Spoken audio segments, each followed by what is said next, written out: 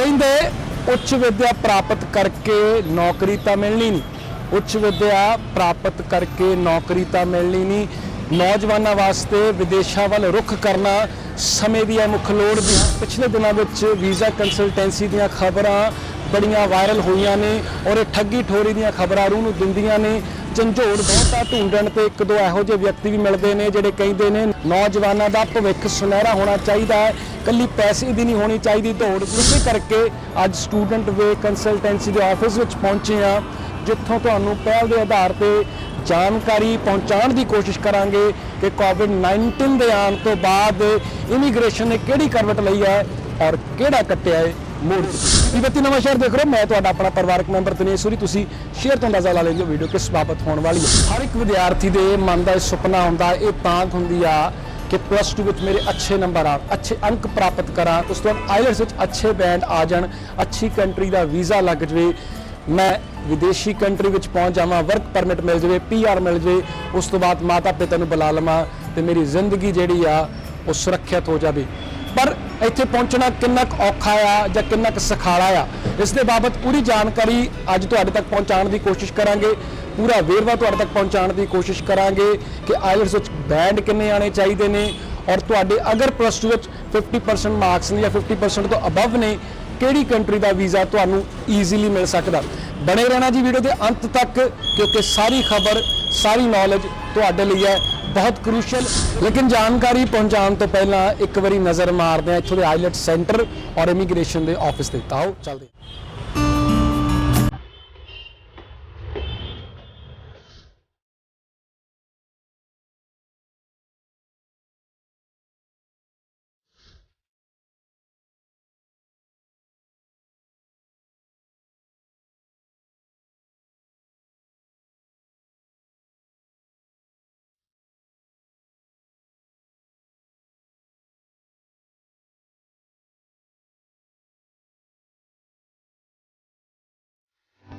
ਇੱਥੇ ਤਾਂ ਇਮੀਗ੍ਰੇਸ਼ਨ ਨੂੰ ਲੈ ਕੇ ਕਾਉਂਸਲਿੰਗ ਚੱਲਦੇ ਆ। ਆਓ ਆਪਾਂ ਚੋਰੀ ਚੋਰੀ ਪੂਰੇ ਆਈਲੈਟ ਸੈਂਟਰ ਦਾ ਤੁਹਾਨੂੰ ਵਿਊ ਦਿਖਾ ਦਿੰਦੇ। ਆਓ 1-to-1 ਸੈਸ਼ਨ ਚੱਲ ਰਿਹਾ ਹੈ। ਆਈ ਥਿੰਕ ਇਹਦੇ ਨਾਲ ਸਟੂਡੈਂਟਸ ਨੂੰ ਸਟਿਮੂਲੇਟ ਕੀਤਾ ਜਾਂਦਾ ਹੈ, ਇਹਦੇ ਨਾਲ ਸਟੂਡੈਂਟਸ ਨੂੰ ਇਨਕਰੇਜ ਕੀਤਾ ਜਾਂਦਾ ਹੈ, ਉਹਨਾਂ ਦੀ ਜਿਹੜੇ ਅੰਦਰ ਹੈਜ਼ੀਟੇਸ਼ਨ ਉਹਨੂੰ ਰਿਮੂਵ ਕਰਕੇ ਉਹਨਾਂ ਦੇ ਜਿਹੜੇ ਸਟਰੋਂਗ ਪੁਆਇੰਟ ਹੈ ਉਹਨਾਂ ਨੂੰ ਇਨਹੈਂਸ ਕੀਤਾ ਜਾਂਦਾ। ਇਹ ਚੰਗੀ ਚੀਜ਼ ਹੈ। ਆਓ ਪਰਮਿਸ਼ਨ ਸਾਡੇ ਕੋਲ ਹੈ, ਪਰ ਫਿਰ ਵੀ ਆਪਾਂ ਬਿਨਾਂ ਰੌਲਾ ਪਾਏ ਹੋਏ ਹੌਲੀ ਹੌਲੀ ਦੇਖਦੇ ਹਾਂ ਸਪੀਕਿੰਗ ਕਲਾਸ ਵਿੱਚ ਹੋ ਕੀ ਰਿਹਾ। ਤੁਸੀਂ ਚੁੱਪ ਰਹਿਣਾ। ਆਓ ਚੱਲਦੇ ਹਾਂ।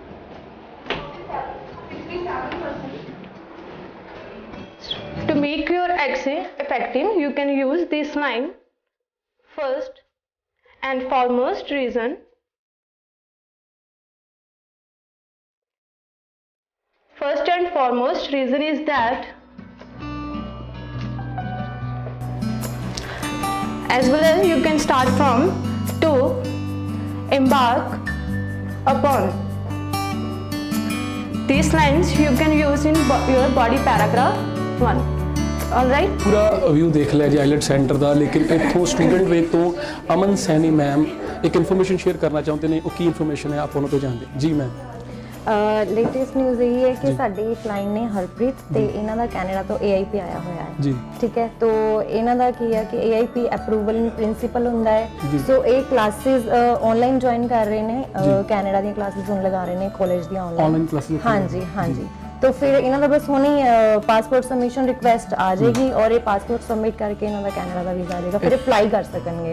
ठीक है, ਤੁਸੀਂ ਕੈਨੇਡਾ ਜਾ ਰਹੇ ਨੇ ਮਤਲਬ? जी बिल्कुल कैनेडा जा रहे हैं। ਬਹੁਤ ਬਹੁਤ ਮੁਬਾਰਕਾਂ। ਹਾਂਜੀ। ਇਹਦੇ ਸਟਾਰਟਿੰਗ ਵਿੱਚ ਮੈਂ ਜ਼ਿਕਰ ਕੀਤਾ ਸੀ ਕਿ ਹਰ ਇੱਕ ਵਿਦਿਆਰਥੀ ਦੇ ਮਨ ਦੀ ਤਾਂਘ ਹੁੰਦੀ ਹੈ ਕਿ ਕਿਸੇ ਨਾ ਕਿਸੇ ਤਰੀਕੇ ਜਿਹੜਾ ਉਹਨਾਂ ਨੂੰ ਵਿਦੇਸ਼ ਦਾ ਵੀਜ਼ਾ ਮਿਲ ਜਾਵੇ। +2 ਵਿੱਚ ਕਿੰਨੇ ਮਾਰਕਸ ਆਣੇ ਚਾਹੀਦੇ ਨੇ, ਆਈਲੈਟਸ ਵਿੱਚ ਕਿੰਨੇ ਬੈਂਡ ਚਾਹੀਦੇ ਨੇ, ਤੁਹਾਡੇ ਬੜੇ ਸਵਾਲ ਨੇ।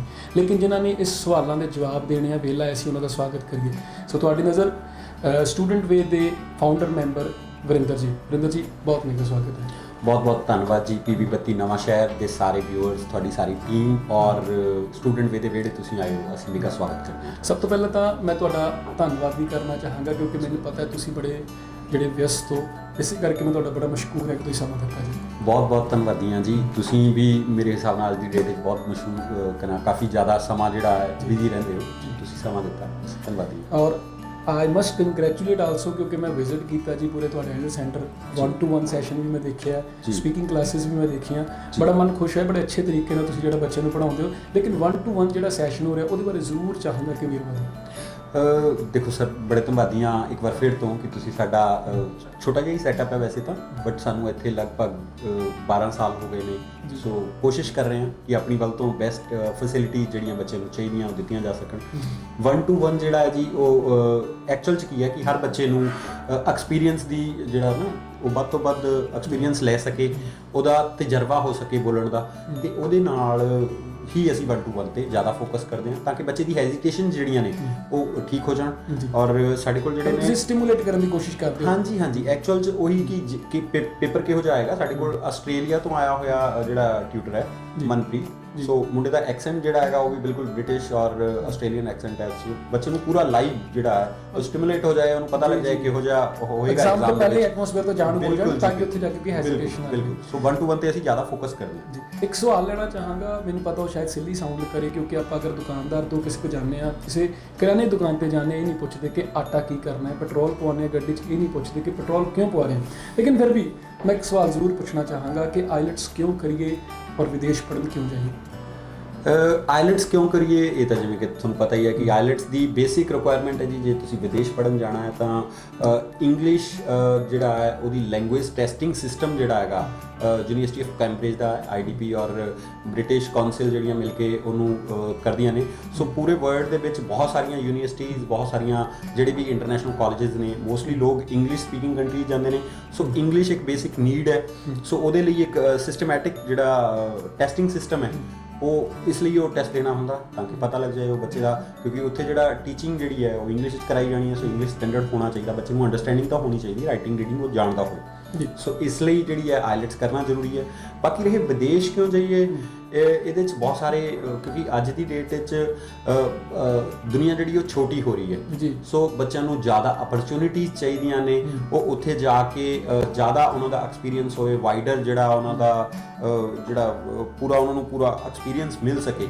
ਸੋ ਇਹਨਾਂ ਸਾਰੀਆਂ ਚੀਜ਼ਾਂ ਨੂੰ ਦਿਮਾਗ ਵਿੱਚ ਰੱਖਦੇ ਬਾਹਰ ਜਾਣ ਲਈ ਅੱਜ ਦੀ ਡੇਟ ਵਿੱਚ ਮੋਸਟਲੀ ਖਾਸ ਕਰ ਅਸੀਂ ਦੁਆਬੇ 'ਚ ਬੈਠੇ ਹਾਂ, ਨਵਾਂ ਸ਼ਹਿਰ 'ਚ ਬੈਠੇ ਹਾਂ। ਸੋ ਲੋਕਾਂ ਦਾ ਪੁਰਾਣੇ ਟਾਈਮ ਤੋਂ ਹੀ ਬਾਹਰ ਜਾਣ ਦਾ ਰੁਝਾਨ ਹੈ, ਇਸ ਲਈ ਲੋਕ ਜਾਂਦੇ ਨੇ ਜੀ। ਉਹੀ ਤੁਹਾਡੀ ਗੱਲ ਨੂੰ ਐਡ ਕਰਦਾ ਜੀ, ਕਿਉਂਕਿ ਇਹ ਵੀ ਕਹਿੰਦੇ ਨੇ ਕਿ ਆਈ ਦੀ ਬਲਿੰਕ ਦੀ ਸਪੀਡ ਨਾਲ ਜਿਹੜੀ ਦੁਨੀਆ ਮੂਵ ਕਰਦੀ ਹੈ। ਸੋ ਇਸ ਕਰਕੇ ਜਿਹੜੀ ਸਪੀਡ ਨਾਲ ਦੁਨੀਆ ਮੂਵ ਕਰਦੀ ਉਹਦੇ ਪੈਰਲਲ ਰਹਿਣ ਲਈ ਸ਼ਾਇਦ ਵਿਦੇਸ਼ ਜਾਣਾ ਬਹੁਤ ਜ਼ਰੂਰੀ ਹੋਵੇ। ਬਿਲਕੁਲ ਜੀ, ਅਸਲ ਵਿੱਚ ਕੀ ਹੈ ਕਿ ਤੁਸੀਂ ਸਹੀ ਕਿਹਾ ਹੈ, ਸਾਰਾ ਕੁਝ ਮੂਵ ਔਨ ਹੋ ਰਿਹਾ ਹੈ। ਸੋ ਧਰਤੀ ਤਾਂ ਬਿਲਕੁਲ ਛੋਟੀ ਹੁੰਦੀ ਜਾ ਰਹੀ ਹੈ, ਲੋਕ ਤਾਂ ਹੁਣ ਚੰਦ ਤੋਂ ਵੀ ਮੰਗਲ ਤੇ ਪੁੱਜਣ ਦੀ ਤਿਆਰੀ ਚ ਨੇ, ਹੈ ਨਾ। ਸੋ ਮੈਂ ਵਿਜ਼ਿਟ ਕਰ ਲਿਆ ਜੀ, ਮੈਂ ਸਾਰਾ ਐਟਮੋਸਫੇਅਰ ਨੂੰ ਦੇਖ ਲਿਆ, ਭਾਪ ਲਿਆ, ਪਰ ਫਿਰ ਵੀ ਮੈਂ ਚਾਹੁੰਦਾ ਜਿਹੜੀ ਆਡੀਅנס ਘਰ ਬੈਠੀ ਆ ਉਹਨਾਂ ਨੂੰ ਆਪਣੇ ਪੁਰਾਣੇ ਰਿਜ਼ਲਟਸ ਬਾਰੇ ਜ਼ਰੂਰ ਥੋੜਾ ਜਾਣੂ ਕਰਾਓ, ਕਿਹੋ ਜਿਹੇ ਰਿਜ਼ਲਟ ਆਉਂਦੇ ਨੇ। ਜਿਵੇਂ ਤੁਸੀਂ ਦੱਸਿਆ ਕਿ ਤੁਹਾਡਾ ਜਿਹੜਾ ਟਿਊਟਰ ਹੈ ਉਹਦਾ ਐਕਸੈਂਟ ਬੜਾ ਅੱਛਾ ਹੈ ਜੀ, ਲੇਕਿਨ ਫਿਰ ਵੀ ਰਿਜ਼ਲਟ ਕਿਹੋ ਜਿਹੇ ਆਉਂਦੇ ਨੇ, ਇੱਕ ਵਾਰੀ ਜ਼ਰੂਰ ਮੈਂ ਚਾਹਾਂਗਾ ਉਹਦਾ ਵੇਰਵਾ ਵੀ ਸਾਡੀ ਆਡੀਅנס ਨੂੰ ਦਿਓ। ਧੰਨਵਾਦੀ ਹਾਂ ਸਰ, ਤੁਸੀਂ ਸਾਨੂੰ ਮੌਕਾ ਦਿੱਤਾ, ਤੁਸੀਂ ਸਾਨੂੰ ਦੱਸਿਆ ਸੀਗਾ, ਅਸੀਂ ਥੋੜੀ ਜਿਹੀ ਤਿਆਰੀ ਕੀਤੀ ਹੈ ਉਹਦੇ ਲਈ।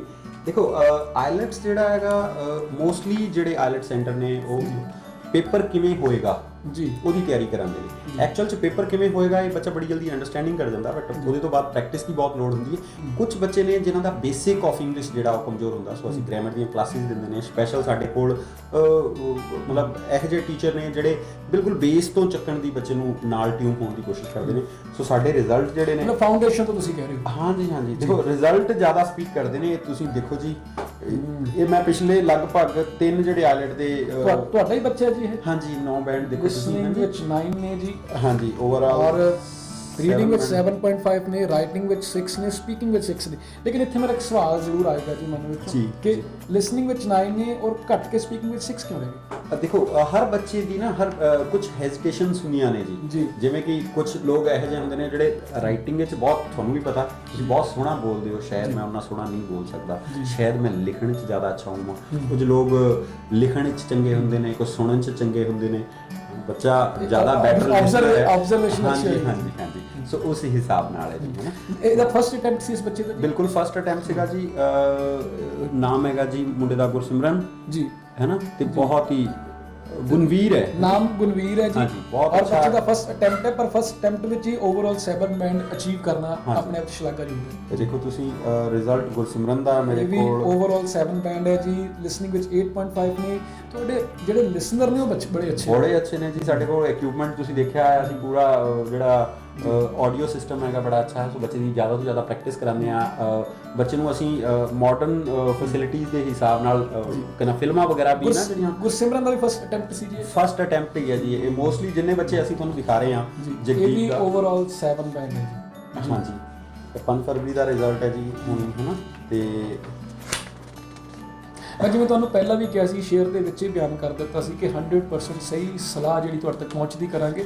ਔਰ ਜਿਵੇਂ ਸਰ ਹੁਣਾਂ ਕੋਲ ਪਹੁੰਚਣ ਦਾ ਵੀ ਇਹੀ ਕਾਰਨ ਹੋਇਆ ਜੀ, ਕਿਉਂਕਿ ਇਹਨਾਂ ਨੇ ਇਹ ਵੀ ਸਾਨੂੰ ਦੱਸਿਆ ਸੀਗਾ ਕਿ ਸਿਰਫ ਅਸੀਂ ਪੈਸੇ ਦੀ ਦੌੜ ਵਿੱਚ ਨਹੀਂ ਆ, ਅਸੀਂ ਚਾਹੁੰਦੇ ਹਾਂ ਕਿ ਬੱਚਿਆਂ ਦਾ ਭਵਿੱਖ ਜਿਹੜਾ ਉਹ ਸੁਨਹਿਰਾ ਹੋ ਜੀ ਸਰ। ਕੰਟੀਨਿਊ ਇਹ ਅਗਰ ਤੁਸੀਂ ਦੇਖੋਗੇ ਤਾਂ ਇਹ ਮੇਰੇ ਹਿਸਾਬ ਨਾਲ ਲਗਭਗ ਵੱਡੀ ਲਿਸਟ ਹੈ, ਵੱਡੀ ਸਾਰੀ ਲਿਸਟ ਸਾਰੀ ਹੈ। ਇੰਟਰਵਿਊ ਦੀ ਦੇਖੋ ਸਾਡੀ। ਹਾਂਜੀ, ਇਹ 6 6.5 7 ਇਹ ਤੁਸੀਂ ਦੇਖ ਰਹੇ ਹੋ ਜੀ, ਜੀ, ਰਿਜ਼ਲਟ ਜਿਹੜੇ I can see ਵਰਲਡ ਮੈਂ ਕੁਝ ਬੋਲ ਕੇ ਦੱਸਾਂ ਉਹਦੇ ਨਾਲੋਂ ਰਿਜ਼ਲਟ ਜ਼ਿਆਦਾ ਬੋਲੇ ਜੀ। ਉਹ ਜ਼ਿਆਦਾ ਬਿਹਤਰ ਹੈ। ਇਸੇ ਲਈ ਤੁਹਾਡੀ ਟੀਮ ਲਈ ਅਸੀਂ ਰੱਖਿਆ ਹੈ ਜੀ। ਤੁਸੀਂ ਆਪਣੇ ਦਰਸ਼ਕਾਂ ਨੂੰ ਵੀ ਦਿਖਾ ਸਕਦੇ ਹੋ। ਕਹਿੰਦੇ ਨੇ ਜੀ। ਬਹੁਤ ਸਾਰੇ ਲੋਕ ਕਹਿੰਦੇ ਰਹਿੰਦੇ ਨੇ 7-6 ਇਹੀ ਰੇਸ਼ੋ ਇਹੀ ਰੇਸ਼ੋ ਹੈ ਜੀ ਮੋਸਟ ਆਫ ਕੇਸਿਸ ਵਿੱਚ ਜੀ। ਸਰ ਪਰ ਹੁਣ ਇਹਦੇ ਉੱਤੇ ਵੀ ਇੱਕ ਸਵਾਲ ਜ਼ਰੂਰ ਲੈਣਾ ਪਵੇਗਾ ਜੀ, ਜੀ। ਤੁਸੀਂ ਇੰਨੇ ਪਰਪੱਕ ਤਰੀਕੇ ਨਾਲ ਜਿਹੜੇ ਬੱਚੇ ਨੂੰ ਟ੍ਰੇਨਡ ਕਰਦੇ ਹੋ, ਬੱਚੇ ਨੂੰ 1-to-1 ਕਲਾਸ ਦਿੰਦੇ ਹੋ, ਸਪੀਕਿੰਗ ਦੇ ਟਿਊਟਰ ਤੁਹਾਡੇ ਬੜੇ ਅੱਛੇ ਨੇ, ਰੀਡਿੰਗ ਬੜੀ ਅੱਛੀ ਕਰਾਉਂਦੇ ਹੋ, ਰਾਈਟਿੰਗ ਬੜੀ ਅੱਛੀ ਕਰਾਉਂਦੇ ਹੋ, ਲਿਸਨਿੰਗ ਵਿੱਚ ਆਬਜ਼ਰਵੇਸ਼ਨ ਬੱਚਿਆਂ ਦੀ ਬੜੀ ਅੱਛੀ ਕਰ ਦਿੰਦੇ ਹੋ, ਉਹਨੂੰ ਬੜਾ ਇਨਹੈਂਸ ਕਰ ਦਿੰਦੇ ਹੋ, ਐਂਪਲ ਕਰ ਦਿੰਦੇ ਹੋ। Thank you sir. ਫੀਸ ਕਿੰਨੀ?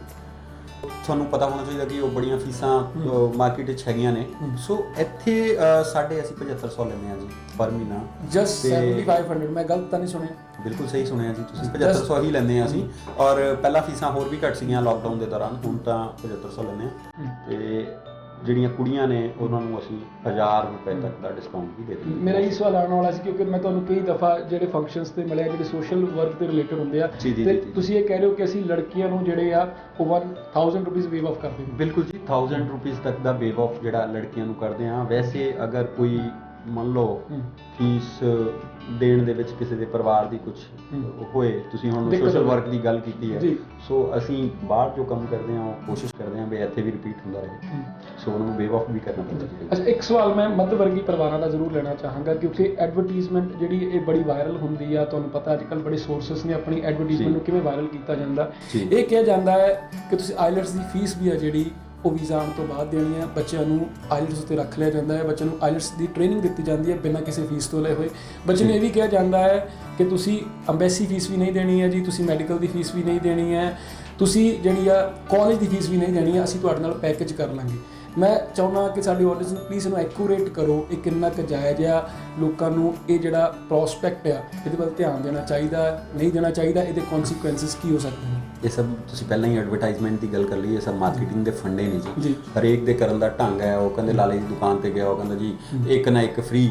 ਅਸਲ ਵਿੱਚ ਕੋਈ ਫ੍ਰੀ ਦੁਨੀਆ ਦੇ ਵਿੱਚ there is no free lunch actually, ਹੈ ਨਾ। ਜੋ ਕੁਝ ਫ੍ਰੀ ਨਹੀਂ ਮਿਲਦਾ, ਪਰ ਹੋਣਾ ਵੀ ਨਹੀਂ ਚਾਹੀਦਾ, ਕਿਉਂਕਿ ਹਰੇਕ ਚੀਜ਼ ਦੀ ਮੁੱਲ ਹੈ। ਦੂਜੇ ਨੇ ਵੀ ਉਹਦੇ ਵਿੱਚੋਂ ਹੀ ਆਪਣੀ ਰੋਟੀ ਦਾ ਜੁਗਾੜ ਕਰਨਾ ਹੁੰਦਾ। ਸੋ ਉਹ ਜਿਹੜਾ ਹੁੰਦਾ ਹੈ, ਅਗਰ ਤੁਸੀਂ ਬਹੁਤ ਧਿਆਨ ਨਾਲ ਦੇਖੋਗੇ ਤਾਂ ਉਹਦੇ ਥੱਲੇ ਕਾਫੀ ਕੁਝ ਲੁਕਿਆ ਹੁੰਦਾ। ਸੋ ਮੈਂ ਤਾਂ ਇਹੀ ਐਡਵਾਈਸ ਕਰਾਂਗਾ। ਦੀਵੇ ਥੱਲੇ ਹਨੇਰੇ ਵਾਲੀ ਗੱਲ ਕਰ ਰਹੇ ਹੋ? ਬਿਲਕੁਲ ਜੀ, ਬਿਲਕੁਲ। ਦੀਵੇ ਥੱਲੇ ਹਨੇਰਾ ਕੁਝ ਹੋਰ ਹੁੰਦਾ ਸ਼ਾਇਦ, ਮੈਨੂੰ ਲੱਗਦਾ ਇਹ ਤਾਂ ਜਿਸ ਤਰ੍ਹਾਂ ਐਗਜ਼ਾਮਪਲ ਦਿੱਤੀ ਹੈ। ਹਾਂਜੀ, ਉਹਦੇ ਇਹ ਕਾਫੀ ਕੁਝ ਲੁਕਿਆ ਹੁੰਦਾ ਜੀ। ਉਹਦੀ ਕਾਸਟ ਅਗਰ ਤੁਸੀਂ ਵੈਸੇ ਕੈਲਕੂਲੇਟ ਕਰੋਗੇ ਆਫਟਰ, ਤਾਂ ਉਹ ਬਹੁਤ ਜ਼ਿਆਦਾ, ਉਹ ਡਬਲ ਤੱਕ ਵੀ ਪੈ ਜਾਂਦੀ ਹੈ। ਸੋ ਪੈਕੇਜਿਸ ਦੇ ਕੇਸ ਵਿੱਚ ਕਈ ਵਾਰੀ ਉਹ ਡਬਲ ਪੈ ਜਾਂਦੀ ਹੈ। ਸੋ ਬੱਚੇ ਨੂੰ ਕੈਲਕੂਲੇਟ ਕਰਨਾ ਚਾਹੀਦਾ। ਐਵੇਂ ਫ੍ਰੀ ਕੋਈ ਨਹੀਂ ਦਿੰਦਾ, ਅਗਲੇ ਦੀ ਮਾਰਕੀਟਿੰਗ ਦਾ ਫੰਡਾ ਹੀ ਹੁੰਦਾ। ਆਏ ਦਿਨ ਬੜੇ ਕੇਸਿਸ ਆਉਂਦੇ ਨੇ, ਪੂਰੇ ਪੰਜਾਬ ਵਿੱਚ ਦੇਖਦੇ ਆ, ਮੈਂ ਕਹਿੰਦਾ ਇੰਡੀਆ ਵਿੱਚ ਹੀ ਦੇਖਦੇ ਆ ਕਿ ਕਿਤੇ ਨਾ ਕਿਤੇ ਜਿਹੜੀ ਠੱਗੀ ਠੋਰੀ ਹੋ ਜਾਂਦੀ ਹੈ। ਜਿਹੜੇ ਪਰਿਵਾਰ ਹੁੰਦੇ ਨੇ ਉਹਨਾਂ ਦੇ ਘਰ ਵੀ ਵਿਕ ਜਾਂਦੇ ਨੇ। ਮੈਂ ਇਸੇ ਲਈ ਚਾਹੁੰਦਾ, ਕਿਉਂਕਿ ਮੈਂ ਪਹਿਲਾਂ ਆਡੀਅנס ਕਹਿ ਚੁੱਕਾ ਜੀ, 100% ਸਹੀ ਸਲਾਹ ਤੁਹਾਡੇ ਤੋਂ ਜਿਹੜੀ ਆਪਾਂ ਨੂੰ ਤੱਕ ਪਹੁੰਚਦੀ ਕਰਨਾ ਹੈ। ਪੈਕੇਜ ਕਰਨਾ ਚਾਹੀਦਾ ਕਿ ਨਹੀਂ, ਪੈਕੇਜ ਕਰਨਾ ਚਾਹੀਦਾ ਕਿ ਨਹੀਂ, ਇਹ ਸਭ ਕੁਝ ਡਿਪੈਂਡ ਕਰਦਾ ਜੀ। ਕਸਟਮਰ ਹੈ, ਉਹਦੀ ਰਿਸਕ ਟੇਕਿੰਗ ਕਪੈਸਿਟੀ ਕੀ ਹੈ। ਸੋ ਉਹਦੇ ਅਕੋਰਡਿੰਗ ਹੀ ਉਹਨੂੰ ਪੈਕੇਜ ਅਗਰ ਉਹਨੇ ਲੈਣਾ ਹੈ ਜਾਂ ਨਹੀਂ ਲੈਣਾ ਉਹ ਡਿਸਾਈਡ ਕਰਦਾ। ਫੀਸਾਂ ਬਹੁਤ ਘੱਟ ਹੁੰਦੀਆਂ ਨੇ, ਬਹੁਤ ਜ਼ਿਆਦਾ ਨਹੀਂ ਹੁੰਦੀਆਂ। ਬਟ ਸਾਡੀ ਜਿਹੜੀ ਇੰਡਸਟਰੀ ਹੈ ਉਹਦੇ 'ਚ ਸਭ ਤੋਂ ਜਿਹੜਾ ਟੈਨਸ਼ਨ ਵਾਲਾ ਕੰਮ ਹੈ, ਜਿਹੜਾ ਗ੍ਰੇ ਕੰਮ ਹੈ, ਉਹ ਹੈ ਫੰਡਸ ਜੀ। ਲੋਕਾਂ ਦੇ ਕੋਲ ਫੰਡਸ ਘੱਟ ਹੁੰਦੇ ਨੇ, ਸੋ ਉਹਦੇ ਲਈ ਕਾਫੀ ਸਾਰੇ ਪੈਸੇ ਵੀ ਲੱਗਦੇ ਨੇ। ਸੋ ਅਦਰਵਾਈਜ਼ ਤਾਂ ਜਿਹੜਾ ਇਹ ਕੰਮ ਹੈ ਫੰਡਸ ਵਾਲਾ, ਇਹ ਕਰਨਾ ਤਾਂ ਹੁੰਦਾ ਨਾ ਕਸਟਮਰ ਨੇ, ਬਹੁਤ ਸਾਰੇ ਲੋਕਾਂ ਕੋਲ ਫਾਈਨਾਂਸਰ ਲੱਭਦੇ ਨੇ। ਸੋ ਉਸ ਚੀਜ਼ ਨੂੰ ਕਵਰ ਕਰਨ ਲਈ ਕਈ ਵਾਰੀ ਖਰਚੇ ਹੋ ਜਾਂਦੇ ਨੇ। ਸੋ ਉਸ ਚੀਜ਼ ਨੂੰ ਕਵਰ, ਅਗਲਾ ਕਹਿੰਦਾ ਵੀ ਮੈਂ ਪਹਿਲਾਂ ਰਿਸਕ ਨਾ ਲਵਾਂ ਤੇ ਮੈਂ ਪੂਰਾ ਪੈਕੇਜ ਹੀ ਕਰਾ ਲਾਂ, ਹੈ ਨਾ। ਹਾਂ, ਪੈਕੇਜ ਦੇ ਵਿੱਚ ਜਿਸ ਬੰਦੇ ਨੇ ਉਹ ਸਾਰਾ ਰਿਸਕ ਲੈਣਾ ਹੈ, ਪਹਿਲਾਂ ਤੁਹਾਡੇ ਲਈ ਅੰਬੈਸੀ ਫੀਸ ਪੇ ਕਰਨੀ ਹੈ ਜਾਂ ਹੋਰ ਚੀਜ਼ਾਂ ਪੇ, ਸੋ ਉਹਨੇ ਪ੍ਰੋਫਿਟ ਤਾਂ ਚਾਹੀਦਾ, ਬਟ ਕਈ ਵਾਰੀ ਕਰਦੇ ਕੀ ਨੇ ਉਸ ਪ੍ਰੋਫਿਟ ਦੇ ਚੱਕਰ 'ਚ ਇਹ ਕੰਮ ਦੋਨੋਂ ਪਾਸਿਓਂ ਗਲਤ ਹੋ ਜਾਂਦਾ ਤੇ ਫਿਰ ਬਹੁਤ ਜ਼ਿਆਦਾ ਲੁੱਟ ਖਸੁੱਟ ਵੀ ਹੁੰਦੀ। ਤੁਸੀਂ ਸਹੀ ਕਿਹਾ ਸੀਗਾ, ਮਤਲਬ ਫਿਰ ਕੋਈ ਆਂਡੇ ਨਹੀਂ ਕੇਵਲ ਖਾਂਦੇ, ਮੁਰਗੀ ਵੱਢਣ ਦੀ ਕੋਸ਼ਿਸ਼ ਜਿਹੜੀ ਹੈ ਉਹ ਮੁਰਗੀ ਜਿਹੜੀ ਹੈ ਨਾ ਉਹ ਖਰਾਬ ਕਰ ਜਾਂਦੀ ਸੀ। ਲੋਕਾਂ ਨੂੰ ਆਂਡੇ ਹੀ ਖਾਣੇ ਚਾਹੀਦੇ ਨੇ। ਸੋ ਪੈਕੇਜ ਉਸੇ ਹਿਸਾਬ ਨਾਲ ਹੈ ਜੀ। ਅੱਜ ਕੱਲ੍ਹ ਇਹ ਵੀ ਐਡਵਰਟੀਜ਼ਮੈਂਟ ਚੱਲਦੀਆਂ ਕਿ ਘੱਟ ਬੈਂਡ ਤੇ ਵੀ ਜਿਹੜਾ ਤੁਹਾਨੂੰ ਵੀਜ਼ਾ ਦਵਾਵਾਂਗੇ, ਇਹ ਕਿੰਨਾ ਕੁ ਵਾਜਬ ਲੱਗਦਾ ਜੀ? ਦੇਖੋ ਜੀ, ਕੰਟਰੀ ਟੂ ਕੰਟਰੀ ਵੈਰੀ ਕਰਦਾ ਹੈ ਨਾ। ਪਹਿਲਾਂ ਲੋਕ ਟਰਾਈ ਕਰਦੇ ਨੇ, ਸਭ ਤੋਂ ਪਹਿਲਾਂ ਲੋਕ ਕੈਨੇਡਾ ਮੂਵ ਹੋਣਾ ਚਾਹੁੰਦੇ ਨੇ, ਫਿਰ ਜਿਹੜੇ ਉੱਥੇ ਕਿ ਨਹੀਂ ਆਉਂਦੇ ਥੋੜ੍ਹੇ ਜਿਹੇ ਆਸਟ੍ਰੇਲੀਆ ਵਾਲੇ ਪਾਸੇ ਨੂੰ ਹੋ ਜਾਂਦੇ ਨੇ। ਜਦ ਉੱਥੋਂ ਕਈਆਂ ਦਾ ਰਿਫਿਊਜ਼ ਹੋ ਜਾਂਦਾ ਫਿਰ ਉਹ ਯੂਰਪ ਲੱਗ ਪੈਂਦੇ ਨੇ ਸੋਚਣ, ਕੋਈ ਯੂਕੇ ਵੀ ਲੱਗ ਪੈਂਦੇ ਨੇ ਸੋਚਣ। So it all depends. ਸਾਡੀ ਮਾਰਕੀਟ ਕੁਝ ਇਸ ਢੰਗ ਨਾਲ ਚੱਲਦੀ ਰਹਿੰਦੀ ਹੈ। ਹਾਂ, ਸਾਡੀ ਮਾਰਕੀਟ ਦੇ ਵਿੱਚ ਜਿਹੜਾ ਬਹੁਤ ਜ਼ਿਆਦਾ ਕਨੈਕਸ਼ਨ ਵੀਜ਼ਾ ਦੇ ਪਿੱਛੇ ਹੈ ਜੀਓ ਪੋਲੀਟੀਕਲ ਹੈ। ਮੀਨਸ ਉਸ ਕੰਟਰੀ ਦੇ ਨੀਡ ਕਿਹੋ ਜਿਹੀਆਂ ਨੇ, ਉੱਥੇ ਦੀ ਪੋਲੀਟਿਕਸ ਕਿਹੋ ਜਿਹੀ ਹੈ, ਉੱਥੇ ਦੀ ਇਕਨੋਮਿਕਸ ਕਿਹੋ ਜਿਹੀ ਹੈ, ਉਹਦੇ ਹਿਸਾਬ ਨਾਲ ਅਗਲੇ ਵੀਜ਼ਾ ਪਰਸੈਂਟੇਜ ਰੱਖਦੇ ਨੇ। ਜਿਵੇਂ ਕਿ ਕੈਨੇਡਾ ਨੇ ਡਿਕਲੇਅਰ ਕਰ ਦਿੱਤਾ ਕਿ ਸਾਨੂੰ 4 ਲੱਖ ਦੇ ਕਰੀਬ ਅਸੀਂ ਇਮੀਗ੍ਰੈਂਟਸ ਨੂੰ ਹੈ ਨਾ ਐਂਟਰੀ ਦੇਣੀ ਹੈ। ਸੋ ਉਸ ਹਿਸਾਬ ਨਾਲ, ਜਿਵੇਂ ਅੱਜ ਕੱਲ੍ਹ ਕਰੋਨਾ ਚੱਲ ਰਿਹਾ, ਤੁਹਾਨੂੰ ਪਤਾ ਕਰੋਨਾ ਦੇ ਕਰਕੇ ਜਿਹੜਾ ਵੀਜ਼ਾ ਬੜਾ ਇੱਕ ਤਾਂ ਡਿਲੇ ਨਾ ਆ ਰਿਹਾ, ਪ੍ਰੋਸੈਸਿੰਗ ਟਾਈਮ ਵਧਾ ਦਿੱਤੇ ਨੇ ਐਮਬੈਸੀਜ਼ ਨੇ, ਜਾਂ ਜਿਨ੍ਹਾਂ ਦੇ ਇੱਥੇ ਵੀਜ਼ੇ ਲੱਗੇ ਹੋਏ ਨੇ ਉਹ ਇੱਥੋਂ ਆਨਲਾਈਨ ਲੈ ਰਹੇ ਨੇ। ਕੈਨੇਡਾ ਦੀ ਇੱਕ ਨਵੀਂ ਪਾਲਿਸੀ AIP ਹੈ ਨਾ, ਅਪਰੂਵਲ ਇਨ ਪ੍ਰਿੰਸੀਪਲ ਲੈ ਆਉਂਦੀ ਹੈ। ਸੋ ਇਹ ਸਾਰਾ ਕੁਝ ਜਿਹੜਾ ਹੈ ਇਟ ਆਲ ਡਿਪੈਂਡਸ ਕਿ ਸਰਕਮਸਟੈਂਸਿਸ ਕਿਹੋ ਜਿਹੇ ਨੇ। ਮੇਰੇ ਸੁਣਨ ਵਿੱਚ ਇਹ ਆਇਆ ਕਿ ਨਿਊਜ਼ੀਲੈਂਡ ਨੇ ਜਿਹੜਾ ਇਹ ਮਨਾ ਕਰ ਦਿੱਤਾ ਹੈ ਕਿ 2021 ਵਿੱਚ ਅਸੀਂ ਕੋਈ ਵੀ ਇਨਟੇਕ ਨਹੀਂ ਕਰਾਂਗੇ, ਕੋਈ ਵੀਜ਼ਾ ਨਹੀਂ ਆਏਗਾ। 2022 ਵਿੱਚ ਵੀ ਜਿਹੜੇ 2022 ਵਿੱਚ ਹੀ ਹੁਣ ਜਿਹੜੇ ਵੀਜ਼ਾ ਮਿਲਣਗੇ, ਸਟੂਡੈਂਟ ਵੀਜ਼ਾ। ਬਿਲਕੁਲ, ਨਿਊਜ਼ੀਲੈਂਡ ਜਿਹੜਾ ਹੈ ਅੱਜ ਦੀ ਡੇਟ ਵਿੱਚ ਬਿਲਕੁਲ ਹੀ ਕਲੋਜ਼ਡ ਹੈ ਜੀ। ਉੱਥੇ ਕੋਈ ਫਲਾਈਟ ਨਹੀਂ ਚੱਲ ਰਹੀ, ਬਿਲਕੁਲ ਉਹਨਾਂ ਨੇ ਬੰਦ ਕੀਤਾ ਹੋਇਆ ਆਪਣੇ ਦਰਵਾਜ਼ੇ ਜਿਹੜੇ ਨੇ, ਹੈ ਨਾ, ਉਹਨਾਂ ਦੇ ਇਮੀਗ੍ਰੇਸ਼ਨ ਗੇਟਸ ਬੰਦ ਨੇ। ਤੇ ਉਹ ਹਜੇ ਉਹਦੇ ਬਾਰੇ ਬਹੁਤ ਕੰਸਰਨ ਨੇ। ਉਹਨਾਂ ਦੇ ਜਿਹੜੇ ਲੋਕ ਨੇ ਕਰੋਨਾ ਨੂੰ ਲੈ ਕੇ ਜ਼ਿਆਦਾ ਕੰਸਰਨਡ ਹੈ ਉਹਨਾਂ ਦੀ ਪਾਪੂਲੇਸ਼ਨ। ਸੋ ਉਸ ਹਿਸਾਬ ਨਾਲ ਉਹਨਾਂ ਦਾ ਬਿਲਕੁਲ ਸਹੀ ਕਿਹਾ ਤੁਸੀਂ, ਉਹ ਬੰਦ ਹੈ। ਬਾਕੀ ਕੰਟਰੀਜ਼ ਦੇ ਵਿੱਚ ਵੀ ਇਹਦਾ ਇਫੈਕਟ ਹੈ। ਲਾਈਕ UK ਦੇ ਵਿੱਚ ਕਦੇ ਲਾਕਡਾਊਨ ਹੋ ਜਾਂਦਾ, ਕਦੇ ਖੁੱਲ ਜਾਂਦਾ। ਯੂਰਪ ਦੇ ਵਿੱਚ ਵੀ ਆਹੀ ਹਾਲ ਹੈ। ਆਸਟ੍ਰੇਲੀਆ ਨੇ ਹਜੇ ਤੱਕ ਬਾਹਰ ਤੋਂ ਜਿਹੜੇ ਉਹਨਾਂ ਦੇ ਆਪਣੇ 36,000 ਦੇ ਕਰੀਬ ਤਾਂ ਉਹਨਾਂ ਦੇ ਆਪਣੇ ਇਹੋ ਜਿਹੇ ਸਿਟੀਜ਼ਨ ਬੈਠੇ ਨੇ, ਬਾਹਰ ਹੀ ਬੈਠੇ ਨੇ, ਜਿਹੜੇ ਹਜੇ ਤੱਕ ਉੱਥੇ ਪੁੱਜੇ ਨਹੀਂ ਹੈ। ਸੋ ਉਹਨਾਂ ਦੇ ਵੀ ਗੇਟ ਬਹੁਤ ਖੁੱਲੇ ਨਹੀਂ ਹੈ। ਅੱਜ ਦੀ ਡੇਟ 'ਚ ਇੰਟਰਨੈਸ਼ਨਲ ਸਟੂਡੈਂਟ ਨੂੰ ਬੁਲਾਉਣਾ ਹਜੇ ਉਹਨਾਂ ਨੇ ਸਟਾਰਟ ਨਹੀਂ ਕੀਤਾ। ਮੇ 20 ਜੁਲਾਈ ਤੱਕ ਹੀ ਬੁਲਾ ਪਾਣਗੇ, ਸ਼ਾਇਦ ਉਹਦੇ ਤੋਂ ਵੀ ਅੱਗੇ ਲੈ ਜਾਣ। ਇਸ ਵਾਰ ਤਾਂ ਲੈ ਰਹੇ ਜੀ ਕਿਉਂਕਿ ਐਡਵਰਟੀਜ਼ਮੈਂਟਸ ਅਖਬਾਰਾਂ ਦੇਖੀ, ਉਹਦੇ ਵਿੱਚ ਵੀ ਹੈ, ਫੇਸਬੁੱਕ ਖੋਲੀ, ਉਹਦੇ ਵਿੱਚ ਵੀ ਹੈ। ਫਿਰ ਐਕਚੁਅਲੀ ਵਿੱਚ ਕਿਹੜੇ ਬਾਰਡਰਸ ਖੁੱਲ ਚੁੱਕੇ ਨੇ? ਹਜੇ ਤੱਕ ਜੇ ਸਹੀ ਢੰਗ ਨਾਲ ਲੈ ਕੇ ਚੱਲੀਏ ਜੀ ਤਾਂ ਸਾਰੇ ਲਗਭਗ ਹਜੇ ਬੜਾ ਮਤਲਬ ਅਪ ਐਂਡ ਡਾਊਨ ਦੀ ਸਥਿਤੀ ਚੱਲ ਰਹੀ ਹੈ। ਕਿਤੇ ਲਾਕਡਾਊਨ ਹੋ ਜਾਂਦਾ, ਕਿਤੇ ਖੁੱਲ ਜਾਂਦਾ ਹੈ, ਕਿਤੇ ਫਲਾਈਟ ਹਜੇ ਥੋੜਾ ਜਿਹਾ ਮਾੜਾ ਜਿਹਾ ਖੁੱਲਣ ਦੀ ਕੋਸ਼ਿਸ਼ ਕਰਦੇ ਨੇ, ਜਾਂ ਫਿਰ ਕੋਈ ਨਿਊਜ਼ ਆ ਜਾਂਦੀ ਹੈ UK 'ਚ ਨਵਾਂ ਸਟੇਨ ਆ ਗਿਆ ਸੀ, ਉਹਦੇ ਤੋਂ ਬਾਅਦ ਉਹਨੇ ਫਲਾਈਟਸ ਫਿਰ ਤੋਂ ਬੰਦ ਕਰ ਦਿੱਤੀਆਂ ਸੀਗੀਆਂ। ਪਿਛਲੇ ਸਾਲ ਵੀ ਵੀਜ਼ਾਸ ਜਿਹੜੇ ਨਹੀਂ ਆ ਪਾਏ ਕਰੋਨਾ ਕਰਕੇ, ਫਿਰ ਜਿਹੜਾ ਕਿਊ ਤਾਂ ਬਹੁਤ ਵੱਡਾ ਹੋਣਾ। ਅਗਰ ਮੈਂ 1 ਅਪ੍ਰੈਲ 2019 ਤੋਂ ਲੈ ਕੇ 31 ਮਾਰਚ 20 ਤੱਕ ਲਾਂ, ਜਾਂ ਫਿਰ 31 ਮਾਰਚ ਹੁਣ 21 ਆ ਜਾਣਾ, ਉਹਦੇ ਵਿੱਚ ਚਲਾਵਾਂ, ਤਾਂ ਇਹਦੇ 'ਚ ਵੀਜ਼ਾ ਜਿਹੜਾ ਪਰਸੈਂਟੇਜ ਉਹ ਲਗਾਤਾਰ ਘਟਦੀ ਜਾ ਰਹੀ ਹੈ। ਲਾਈਕ ਕੈਨੇਡਾ ਨੇ ਕਿਉਂ ਵੱਡਾ ਹੈ ਜੀ ਕਿ ਛੋਟਾ ਹੈ? ਟੈਂਡੈਂਸੀ ਔਰ ਕਿਉਂ ਵਿੱਚ ਤੁਸੀਂ ਕੋਈ ਫਰਕ ਨਜ਼ਰ ਦੇਖਦੇ ਹੋ? ਹਾਂਜੀ, 100% ਫਰਕ ਹੁੰਦਾ ਜੀ। ਲੋਕੀ ਵੀ ਸੋਚਣ ਲੱਗ ਜਾਂਦੇ ਨੇ ਵੀ ਮੈਂ ਇੱਥੇ ਆਨਲਾਈਨ ਬੈਠ ਕੇ ਪੜ੍ਹਨ ਦੀ ਬਜਾਏ ਹਜੇ ਮੈਂ ਰੁਕ ਹੀ ਲਾਂ ਜਦ ਤੱਕ ਕਿ ਫਲਾਈਟਸ ਨਹੀਂ ਖੁੱਲ ਜਾਂਦੀਆਂ। ਫਲਾਈਟਸ ਖੁੱਲ ਜਾਣਗੀਆਂ ਤਾਂ ਫਿਰ ਮੈਂ ਜਾਣਾ ਸਟਾਰਟ ਕਰ ਲਾਂਗਾ। ਟੈਂਡੈਂਸੀ ਵੀ ਹੈ, ਕਿਉਂ ਵੀ ਵੱਡਾ ਹੈ। 3,13,000 ਵੀਜ਼ਾ ਦਿੱਤਾ ਸੀ ਜੀ ਲਗਭਗ 19 ਸੈਸ਼ਨ ਦੇ ਵਿੱਚ ਕੈਨੇਡਾ ਨੇ। ਉਹਦੇ ਤੋਂ ਬਾਅਦ ਫਿਰ ਉਹਦੇ 'ਚ ਗਿਰਾਵਟ ਆਈ, ਹੈ ਨਾ, ਤੇ ਹੁਣ ਤਾਂ ਬਹੁਤ ਜ਼ਿਆਦਾ ਗਿਰਾਵਟ ਹੈ ਜੀ। ਇਸ ਟਾਈਮ ਤਾਂ ਉਹਨਾਂ ਨੇ ਲਗਭਗ ਪਿਛਲੇ ਸਾਲ ਤਾਂ ਬਹੁਤ ਹੀ ਘੱਟ ਵੀਜ਼ਾ 2020 ਵਿੱਚ ਗੈਪ ਬਣ ਗਿਆ ਹੁਣ। ਹਾਂਜੀ, ਉਹਨਾਂ ਦੇ ਵੀਜ਼ਾ ਆਉਣ ਦਾ ਕੋਈ ਪ੍ਰੋਸਪੈਕਟ ਕੋਈ ਆਸ ਲੱਗਦੀ ਹੈ? ਹਾਂਜੀ, ਦੇਖੋ ਕੈਨੇਡਾ ਬਹੁਤ ਜ਼ਿਆਦਾ ਗੈਪ ਜਿਹੜਾ ਆਫਟਰ +2 ਹੈ, ਉਹਨਾਂ ਬੱਚਿਆਂ ਨੂੰ ਇਹਦੇ ਬਾਰੇ ਜ਼ਰੂਰ ਥੋੜਾ ਜਿਹਾ ਆਪਣਾ ਧਿਆਨ ਰੱਖਣਾ ਚਾਹੀਦਾ ਕਿ ਉਹ ਕੁਝ ਨਾ ਕੁਝ ਸਟੱਡੀ ਅਗਰ ਉਹਨਾਂ ਨੇ ਇੱਥੇ ਸਟਾਰਟ ਕਰ ਲਈ ਹੈ। 2-2 ਸਾਲ ਦੇ ਗੈਪ ਹੋ ਗਏ। ਆਸਟ੍ਰੇਲੀਆ ਇਹਨੂੰ ਥੋੜਾ ਜਿਹਾ ਮਾਈਂਡ ਕਰਦਾ, ਕੈਨੇਡਾ ਵੀ +2 ਤੋਂ ਬਾਅਦ ਥੋੜਾ ਜਿਹਾ ਮਾਈਂਡ ਕਰਦਾ। ਅਦਰਵਾਈਜ਼ ਬਾਕੀ ਕੰਟਰੀਜ਼ ਮੈਨੂੰ ਲੱਗਦਾ ਨਹੀਂ ਕਿ ਇੰਨਾ ਜ਼ਿਆਦਾ ਉਹਨਾਂ ਨੂੰ ਵੀ ਪਤਾ ਹੈ, ਕਿ ਸਭ ਨੂੰ ਪਤਾ ਹੈ ਇਸ ਟਾਈਮ ਕਰੋਨਾ। ਅਦਰਵਾਈਜ਼ ਵੀਜ਼ਾ ਸਾਰੇ ਦੇ ਰਹੇ ਨੇ, ਤੁਸੀਂ ਵੀਜ਼ਾ ਹਜੇ ਵੀ ਅਪਲਾਈ ਕਰ ਸਕਦੇ ਹੋ। ਵੀਜ਼ਾ ਦਾ ਪ੍ਰੋਸੈਸਿੰਗ ਟਾਈਮ ਵਧਾ ਦਿੱਤਾ ਹੈ, ਲਾਈਕ ਕੈਨੇਡਾ ਨੇ ਵੀ ਵਧਾ ਦਿੱਤਾ ਹੈ। ਆਸਟ੍ਰੇਲੀਆ ਵੀ ਜਿਹੜਾ ਹੈਗਾ ਥੋੜਾ ਜਿਹਾ ਅੱਗੇ ਨਾਲੋਂ ਜ਼ਿਆਦਾ ਟਾਈਮ ਲੈ ਰਿਹਾ। ਔਰ ਜਿਨ੍ਹਾਂ ਦਾ ਵੀਜ਼ਾ ਆ ਰਿਹਾ ਉਹਨਾਂ ਸਾਰਿਆਂ ਨੂੰ ਆਨਲਾਈਨ ਕਲਾਸਾਂ ਹੈਗੀਆਂ। ਸੋ ਬੱਚਿਆਂ ਨੂੰ ਗੈਪਸ ਦੇ ਕਰਕੇ ਗੈਪਸ ਵਧਾਉਣੇ ਨਹੀਂ ਚਾਹੀਦੇ ਕਰੋਨਾ ਕਰਕੇ। ਉਹਨਾਂ ਨੂੰ ਆਪਣਾ ਵੀਜ਼ਾ ਅਗਰ ਹੋ ਸਕਦਾ ਤਾਂ ਉਹ ਟਾਈਮਲੀ, ਮੈਂ ਤਾਂ ਇਹੀ ਸੁਜੈਸਟ ਕਰਾਂਗੇ ਉਹ ਅਪਲਾਈ ਕਰ ਲੈਣ। ਐਡਮਿਸ਼ਨ ਜ਼ਰੂਰ ਲੈ ਲੈਣ ਘੱਟੋ ਘੱਟ। ਸੋ ਉਹ ਐਡਮਿਸ਼ਨ ਦੇ ਦੌਰਾਨ ਕੀ ਹੋਏਗਾ ਕਿ ਇਹਨਾਂ ਦੀਆਂ ਇੱਥੇ ਕਲਾਸਾਂ ਲੱਗਣ ਲੱਗ ਜਾਣਗੀਆਂ। ਕਲਾਸਾਂ ਜਿਹੜੀਆਂ ਹੈ ਉਹ ਜਦੋਂ ਫਿਰ ਫਲਾਈਟਸ ਖੋਲ੍ਹਣਗੀਆਂ ਤਾਂ ਫਿਰ ਉਹ ਫਲਾਈ ਕਰ ਸਕਦੇ ਨੇ। ਸੋ ਐਵੇਂ ਨਾ ਕਰ ਲੈਣ ਕਿ ਮਤਲਬ ਕਰੋਨਾ ਦੇ ਚੱਕਰ 'ਚ 2-2 ਸਾਲ ਦਾ ਗੈਪ ਲੈ ਲੈਣ ਆਫਟਰ +2 ਫਿਰ ਬਾਅਦ ਫਿਰ ਬਾਅਦ 'ਚ ਉਹਨਾਂ ਨੂੰ ਦਿੱਕਤ ਆਏਗੀ। ਠੀਕ ਹੈ, ਇੱਕ ਸਵਾਲ ਸਾਡੇ ਤੱਕ ਹੋਰ ਪਹੁੰਚਿਆ ਜੀ, ਮੈਂ ਜ਼ਰੂਰ ਪੁੱਛਣਾ ਚਾਹਾਂਗਾ ਕਿ ਕੈਨੇਡਾ ਵਿੱਚ ਕਿੰਨੀ ਪ੍ਰਕਾਰ ਦੇ ਕਾਲਜ ਹੁੰਦੇ ਨੇ, ਪ੍ਰਾਈਵੇਟ ਕਿੱਦਾਂ ਦੇ ਹੁੰਦੇ ਨੇ, ਜਿਹੜੇ ਸਰਕਾਰੀ ਹੁੰਦੇ ਨੇ ਉਹ ਕਿਹੋ ਜਿਹੇ ਹੁੰਦੇ ਨੇ, ਔਰ ਉਹਨਾਂ ਦਾ ਪ੍ਰੋਸੈਸ ਕੀ ਹੈ? ਕਿਉਂਕਿ ਮਨਾਂ ਦੇ ਖਦਸ਼ੇ ਆ, ਬੱਚਿਆਂ ਦੇ ਮਨ ਵਿੱਚ ਸ਼ੰਕਾ ਹੈ ਕਿ ਅਗਰ ਅਸੀਂ ਪ੍ਰਾਈਵੇਟ ਕਾਲਜ ਵਿੱਚ ਜਾਂਦੇ ਹਾਂ ਤਾਂ ਸਾਨੂੰ ਬਾਅਦ ਵਿੱਚ ਜਿਹੜਾ ਵਰਕ ਪਰਮਿਟ ਨਹੀਂ ਮਿਲੇ। ਕੈਨੇਡਾ ਦੇ ਵਿੱਚ ਅਗਰ ਅਸੀਂ ਦੇਖੋ, ਇਹ ਕੁਐਸਚਨ ਬੜਾ ਟੈਕਨੀਕਲ ਹੈ ਜੀ, ਮੋਸਟਲੀ ਤੁਸੀਂ ਬੜਾ ਅਲੱਗ ਢੰਗ ਨਾਲ ਪੁੱਛਿਆ। ਕੈਨੇਡਾ ਦੇ ਵਿੱਚ ਹਰ ਸਟੇਟ ਦੀ ਆਪਣੀ ਐਜੂਕੇਸ਼ਨ ਪਾਲਿਸੀ ਹੈ ਜੀ, ਹੈ ਨਾ। ਕੈਨੇਡਾ ਦੇ ਵਿੱਚ 10 ਸਟੇਟ ਨੇ, 3 ਉਹਨਾਂ ਦੇ ਜਿਹੜੀ ਨੈਸ਼ਨਲ ਟੈਰੀਟਰੀਜ਼ ਨੇ। ਸੋ 10 ਸਟੇਟ ਜਿਹੜੇ ਨੇ ਉਹ ਫੈਡਰਲ ਦੇ ਨਾਲ ਨਾਲ ਉਹਨਾਂ ਦਾ ਆਪਣਾ ਸਟੇਟ ਐਜੂਕੇਸ਼ਨ ਸਿਸਟਮ ਹੈ। ਸੋ ਉਸੇ ਹੀ ਹਿਸਾਬ ਨਾਲ ਉਹ ਜਿਹੜਾ ਆਪਣੀ ਐਜੂਕੇਸ਼ਨ ਨੂੰ ਅੱਗੇ ਵਧਾਉਂਦੇ ਨੇ। ਸੋ ਉੱਥੇ ਸਭ ਤੋਂ ਜਿਹੜੇ ਸਕੂਲਿੰਗ ਹੁੰਦੀ ਹੈ, ਸਕੂਲਿੰਗ ਤੋਂ ਬਾਅਦ ਵੋਕੇਸ਼ਨਲ ਕੋਰਸਿਸ ਕਰਾਉਣ ਦੇ ਕਾਲਜਸ ਹੁੰਦੇ ਨੇ। ਉਹਦੇ ਲਈ ਉਹਨਾਂ ਹਰ ਸਟੇਟ ਦਾ ਆਪਣਾ ਇੱਕ ਕਾਲਜ ਹੁੰਦਾ, ਠੀਕ ਹੈ ਨਾ। ਤੇ ਉਸ ਕਾਲਜ ਦੀਆਂ ਡਿਫਰੈਂਟ ਬ੍ਰਾਂਚਿਸ ਹੁੰਦੀਆਂ ਨੇ, ਹੈ ਨਾ। ਉਹਨਾਂ ਦੇ ਪੋਲੀਟੈਕਨਿਕ ਕਹਿੰਦੇ ਆ ਆਪਾਂ ਉਹਨਾਂ ਨੂੰ ਕਹੀਏ। ਸੋ ਉਸ ਪੋਲੀਟੈਕਨਿਕਸ ਤੋਂ ਕਰਨ ਤੋਂ ਬਾਅਦ ਤੁਸੀਂ ਫਰਦਰ ਜਿਹੜਾ ਹੈ ਉਹ ਯੂਨੀਵਰਸਿਟੀਜ਼ ਦਾਖਲਾ ਲੈ ਸਕਦੇ ਹੋ। ਸੋ ਕੈਨੇਡਾ ਦੀਆਂ ਕੁਝ ਯੂਨੀਵਰਸਿਟੀਜ਼ ਬਹੁਤ ਵਰਲਡ ਫੇਮਸ ਨੇ, ਬੜੀਆਂ ਰਿਪਿਊਟਡ ਨੇ। ਸਰਵਿਸ ਇੰਡਸਟਰੀ ਉਹਨਾਂ ਦੇ ਮੇਨ ਹੱਬ ਹੈ, ਕਿਉਂਕਿ ਇਕਨੋਮਿਕਸ ਜਿਹੜੀ ਹੈ ਉਹਦੇ ਹਿਸਾਬ ਨਾਲ ਉੱਥੇ ਕਿਹੋ ਜਿਹੀ ਰਿਕੁਆਇਰਮੈਂਟ ਹੈ ਉਹੋ ਜਿਹੇ ਹੀ ਕੋਰਸ ਲਾਂਚ ਕੀਤੇ ਜਾਂਦੇ ਨੇ। ਸੋ ਸਰਵਿਸ ਇੰਡਸਟਰੀ ਜਿਹੜੀ ਹੈ ਉਹਨਾਂ ਦੀ ਉਹ ਮੇਨ ਹੈ। ਰਹਿ ਗਈ ਪ੍ਰਾਈਵੇਟ ਕਾਲਜ ਜਿਹੜੀ ਤੁਸੀਂ ਗੱਲ ਕੀਤੀ ਹੈ, ਸੋ ਪ੍ਰਾਈਵੇਟ ਉੱਥੇ ਹੈਗੇ ਨੇ ਸਾਰਿਆਂ ਦੇ ਕੋਲ ਜਿਹੜਾ ਹੈ। ਪਰ ਬੱਚੇ ਦੀ ਮੈਂ ਗੱਲ ਕਰਾਂ ਜੀ, ਬੱਚੇ ਪ੍ਰੈਫਰ ਕਰਦੇ ਨਹੀਂ, ਉਹਨਾਂ ਨੂੰ ਦੇਖਣਾ ਚਾਹੀਦਾ ਪਬਲਿਕ ਕਾਲਜ ਵਿੱਚ ਹੀ ਜਾਈਏ, ਜਾਂ ਅਸੀਂ ਸਰੀ ਵਿੱਚ ਹੀ ਜਾਣਾ ਹੈ, ਜਾਂ ਅਸੀਂ ਵੈਨਕੂਵਰ ਵਿੱਚ ਹੀ ਜਾਣਾ ਹੈ। ਤੁਹਾਨੂੰ ਕੀ ਲੱਗਦਾ ਹੈ ਕਿ ਸਹੀ ਕੀ ਹੈ? ਬੇਸ਼ੱਕ ਮੈਨੀਟੋਬਾ ਦਾ ਜਿਹੜਾ ਵੀਜ਼ਾ ਮਿਲਦਾ ਹੋਵੇ, ਬੇਸ਼ੱਕ ਮੌਂਟਰੀਅਲ ਦਾ ਵੀਜ਼ਾ ਮਿਲ ਰਿਹਾ ਹੈ, ਬੱਚੇ ਕਰਨ ਕੀ ਔਰ ਜਾਣ ਕਿੱਧਰ? ਬੱਚਿਆਂ ਲਈ ਕੀ ਹੋਣਾ ਚਾਹੀਦਾ ਸੀ?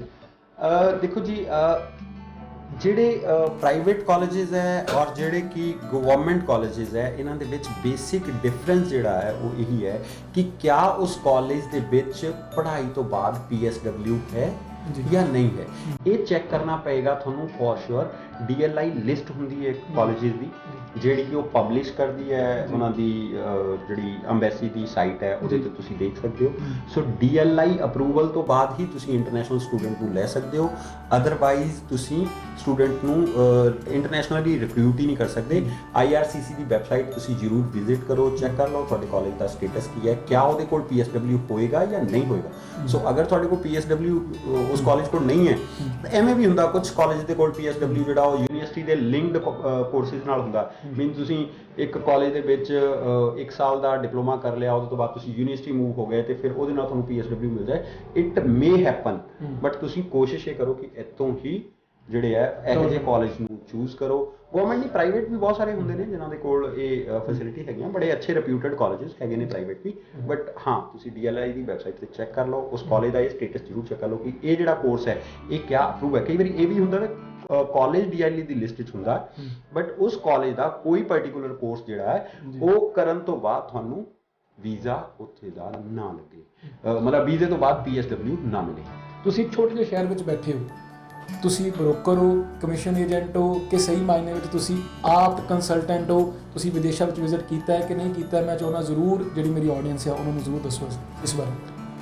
ਭਾਜੀ ਕੰਸਰਨ ਜਿਹੜਾ ਹੈ ਬੜਾ, ਕਿਉਂਕਿ ਸਾਡੀ ਜਿਹੜੀ ਮੈਂ ਇਸੀ ਪ੍ਰੋਫੈਸ਼ਨ 'ਚੋਂ ਹਾਂ, ਮੈਂ ਇਸੀ ਇੰਡਸਟਰੀ 'ਚੋਂ ਹਾਂ। ਸੋ ਮੈਂ ਆਪਣੀ ਹੀ ਇੰਡਸਟਰੀ ਦੇ ਬਾਕੀ ਪਾਰਟਨਰਸ ਨੂੰ ਬਲੇਮ ਤਾਂ ਨਹੀਂ ਕਰ ਰਿਹਾ, ਬਟ ਹਾਂ ਯੈਸ 101% ਜਿਹੜੇ ਸਟੂਡੈਂਟਸ ਹੈ ਉਹਨਾਂ ਨੂੰ ਸਹੀ ਕੰਸਲਟੈਂਟ ਚੂਜ਼ ਕਰਨ ਤੋਂ ਪਹਿਲਾਂ ਇਹ ਬਹੁਤ ਜ਼ਰੂਰੀ ਹੈ ਕਿ ਉਹ ਦੇਖ ਲੈਣ ਕਿ ਬੰਦਾ ਪਹਿਲਾਂ ਤਾਂ ਲੋਕਲ ਦੇਖਣਾ ਜ਼ਰੂਰੀ ਹੈ, ਉਹਦੇ ਕੋਲ ਗਵਰਨਮੈਂਟ ਅੱਜ ਕੱਲ੍ਹ ਲਾਇਸੈਂਸ ਦਿੰਦੀ ਹੈ ਕਿ ਲਾਇਸੈਂਸ ਹੈ ਨਾ, ਕਿੰਨੇ ਟਾਈਮ ਤੋਂ ਬੈਠਾ ਹੈ। ਥੋੜਾ ਟਾਈਮ ਮਿਲਣ ਤੋਂ ਬਾਅਦ ਅਗਰ ਬੱਚੇ ਨੂੰ ਆਪ ਨੂੰ ਨੌਲੇਜ ਹੈ ਤਾਂ ਉਹ ਬਹੁਤ ਆਸਾਨੀ ਨਾਲ ਸਮਝ ਜਾਂਦਾ ਕਿ ਸਾਹਮਣੇ ਵਾਲਾ ਜਿਹੜਾ ਬੰਦਾ ਉਹਨੂੰ ਗਾਈਡ ਕਰ ਰਿਹਾ ਕਿ ਉਹਨੂੰ ਨੌਲੇਜ ਹੈ ਜਾਂ ਨਹੀਂ ਹੈ।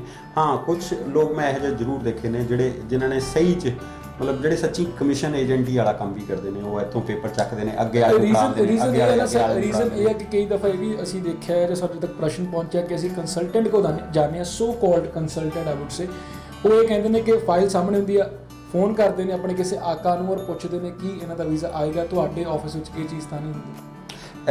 ਮੈਂ ਬੈਟਰ ਕਹਾਂਗਾ ਕਿ ਤੁਸੀਂ ਆਪ ਚੈੱਕ ਕਰੋ, ਹੈ ਨਾ। ਸਾਡੀ ਚੱਲ ਰਹੀ ਕਾਉਂਸਲਿੰਗ ਤੁਸੀਂ ਜ਼ਰੂਰ ਚੈੱਕ ਕਰੋ। ਆਲਰੇਡੀ ਦਿਖਾ ਚੁੱਕਾ ਜੀ, ਬਟ ਫਿਰ ਵੀ ਮੈਂ ਤੁਹਾਡੀ ਜ਼ੁਬਾਨੀ ਜ਼ਰੂਰ ਚਾਹਾਂਗਾ ਵੀਰ। ਨਹੀਂ ਜੀ, ਦੇਖੋ ਮੈਂ ਇਹ ਤਾਂ ਨਹੀਂ ਕਹਾਂਗਾ ਕਿ ਅਸੀਂ ਸਾਰੇ ਦੇ ਸਾਰੇ ਕਾਲਜ, ਜਿਵੇਂ ਕਿ ਸੋ ਕਾਲਡ ਤੁਸੀਂ ਪਹਿਲਾਂ ਹੀ ਵਰਤ ਲਿਆ, ਬਹੁਤ ਸਾਰੇ ਕੰਸਲਟੈਂਟ ਇਹੋ ਜਿਹੇ ਵੀ ਨੇ ਜਿਹੜੇ ਬਹੁਤ ਕਲੇਮ ਵੀ ਕਰਦੇ ਨੇ। ਸੋ ਮੈਂ ਬਹੁਤ ਜ਼ਿਆਦਾ ਕਲੇਮ ਵੀ ਨਹੀਂ ਕਰਾਂਗਾ, ਪਰ ਹਾਂ ਫੇਅਰ ਇਨਫ ਗੱਲ ਇਹ ਹੈ ਕਿ ਤੁਸੀਂ ਸਾਰੇ ਦੇ ਸਾਰੇ ਹੀ ਵਰਡ ਇੰਸਟੀਚਿਊਟਸ ਨਾਲ ਡਾਇਰੈਕਟ ਕੰਟੈਕਟਿੰਗ ਨਹੀਂ ਕਰ ਸਕਦੇ।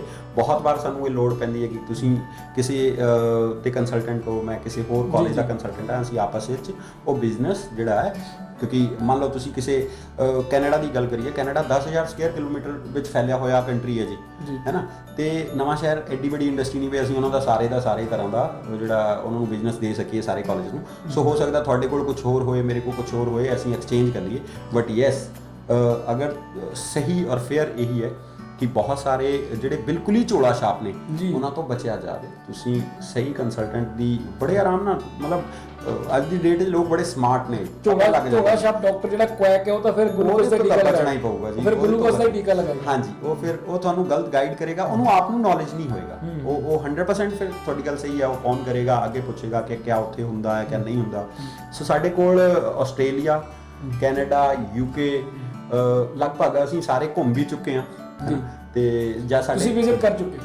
ਹਾਂਜੀ, ਮੈਂ 4 ਸਾਲ UK ਰਿਹਾ, ਮੇਰੇ ਪਾਰਟਨਰ 8 ਸਾਲ UK ਰਹੇ ਆ। ਆਸਟ੍ਰੇਲੀਆ ਮੈਂ ਹੁਣੀ ਹੋ ਕੇ ਆਇਆ ਸੀਗਾ, ਨਿਊਜ਼ੀਲੈਂਡ ਮੇਰਾ ਬ੍ਰਦਰ ਹੁਣ ਥੋੜਾ ਟਾਈਮ ਪਹਿਲਾਂ ਜਾ ਕੇ ਆਇਆ, ਜਾਪਾਨ, ਏਸ਼ੀਆ ਸਾਰਾ, ਮਤਲਬ ਲਗਭਗ ਵਰਲਡ ਦੇ ਸਾਰੇ ਕੋਨਿਆਂ ਨੂੰ ਟੱਚ ਕੀਤਾ ਤੇ ਥੋੜਾ ਜਿਹਾ ਐਕਸਪੀਰੀਅੰਸ ਲੈ ਲਿਆ। ਮਤਲਬ ਤੁਹਾਨੂੰ ਕਿਸੇ ਨੂੰ ਕਾਲ ਕਰਨ ਦੀ ਜ਼ਰੂਰਤ ਨਹੀਂ ਪੈਂਦੀ, ਤੁਸੀਂ ਖੁਦ ਹੀ ਦੱਸ ਸਕਦੇ? ਨਹੀਂ, ਹੋ ਸਕਦਾ ਜੀ ਕਈ ਵਾਰੀ ਦੇਖੋ ਐਜੂਕੇਸ਼ਨ ਇੰਡਸਟਰੀ ਜਿਹੜੀ ਹੈ, ਨੌਲੇਜ ਕਦੇ ਖਤਮ ਨਹੀਂ ਹੁੰਦਾ, ਬਹੁਤ ਸਾਰੀਆਂ ਚੀਜ਼ਾਂ ਤੁਸੀਂ ਹੋ ਸਕਦਾ ਹੈ ਕੁਝ ਮੈਨੂੰ ਨਾ ਪਤਾ ਹੋਏ, ਮੈਂ ਤੁਹਾਨੂੰ ਪੁੱਛ ਲਾਂ, ਬਟ ਹਾਂ ਫੇਅਰ ਇਨਫ ਇੱਦਾਂ ਨਾ ਹੋਏ ਕਿ ਮੈਨੂੰ ਬਿਲਕੁਲ ਮਤਲਬ 99% ਤੁਸੀਂ ਅਵੇਅਰ ਹੋ ਸਕਦਾ।